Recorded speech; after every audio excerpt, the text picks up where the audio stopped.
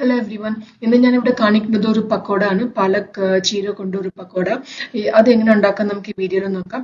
Video കാണുന്ന മുമ്പ് എന്റെ ചാനൽ ഒന്ന് സബ്സ്ക്രൈബ് ചെയ്യൂ. ആദ്യം കുറച്ച് പാലക് ചീര, അളവൊന്നുമില്ല, ഞാനത് കഴുകി കട്ട് ചെയ്തെടുത്തു. പിന്നെ അതിന് ഞാൻ ഒരു 3 സ്പൂൺ കടലമാവും പിന്നെ അരിപ്പൊടി അതിൽ ചേർക്കണം. ഞാൻ ഈ അരിപ്പൊടി ഞാൻ വീട്ടിലുണ്ടാക്കിയതാണ്. 2 സ്പൂൺ അരിപ്പൊടി ഇട്ടിട്ട് പിന്നെ മുളക് പൊടി, ആവശ്യത്തിന് മുളക് പൊടിയും, കുറച്ച് ഉപ്പും, ജീരകം, പിന്നെ പെരുംജീരകം,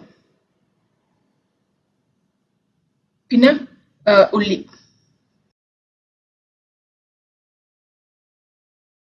കുറച്ച് 1 സ്പൂൺ വെള്ളം ഇട്ടിട്ട്, വെള്ളം ഒന്നും വേണ്ട, ബിക്കോസ് പാലക്കിന്റെ ചീരയുടെ വെള്ളമേ അതിലുണ്ടാവും.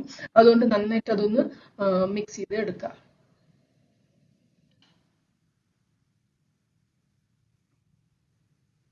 പിന്നെ ചീൻചട്ടിയിൽ എണ്ണ ഇട്ടിട്ട് ചൂടാവാൻ വേണ്ടി ഓൾറെഡി ഞാൻ റെഡിയാക്കി.